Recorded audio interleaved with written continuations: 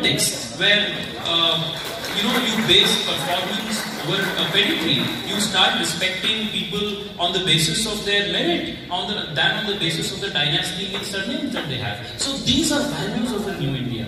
So there is a massive social and economic disconnect with the left of today and the new India that is a reality. Therefore, the left is losing its ground both electorally as well as in the student polity mind space. However, I also feel, I have written recently to a few very senior people in the organization. I'll answer it in two parts. One, if you look at the growing population, if you look deep into it, where you see more educated, literate society, the child per family, will not be more than 2. Correct. It has come down to 1 or maximum 2. Nuclear families, yeah. But to address your area of financial literacy, we have 1,483 financial literacy centers in India. In more than 3.5 lakh camps have been organized last year. A previous year to that was 2 lakh.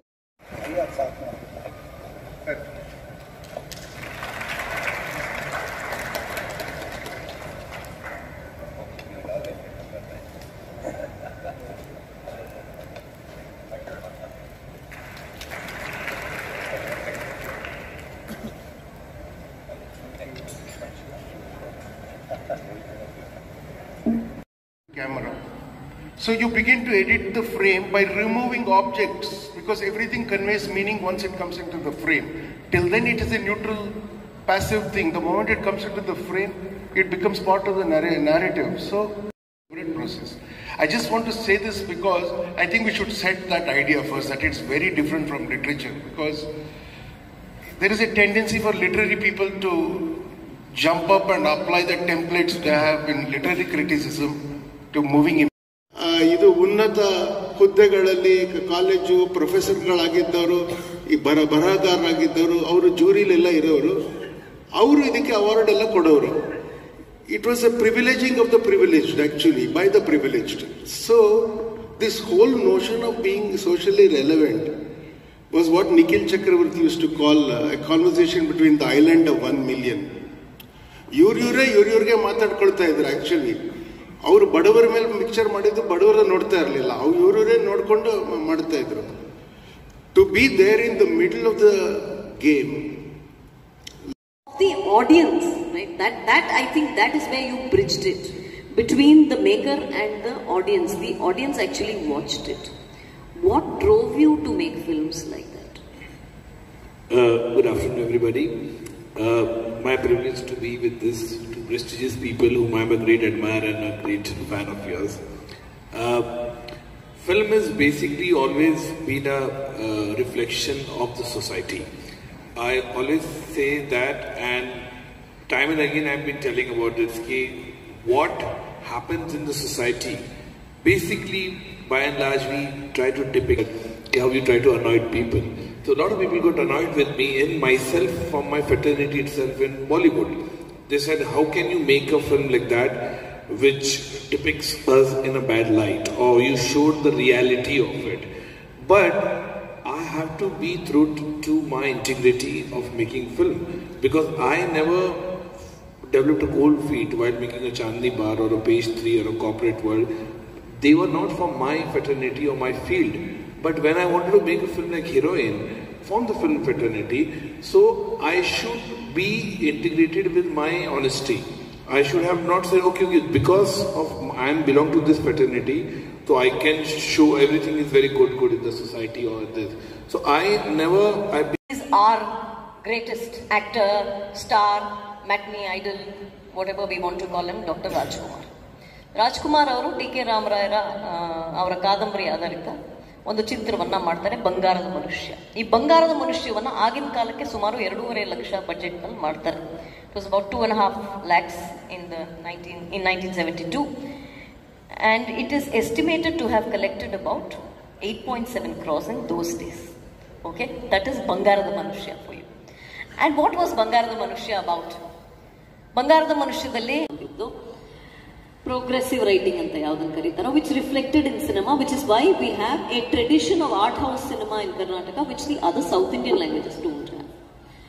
Malayalam happened but much later. In the 70s, I think Karnataka was a torchbearer along with Bengali, Oriya and all of that. When actually Hindi films were all quite, frivolous. And so at that time we made what is called serious cinema, or what we imagined was serious cinema. And these were extensions of writing of people. So I'm going to pick up one more case in point from the 70s, and I'm going to give you an example of today. This one, we've had many great directors. We've had a film made by...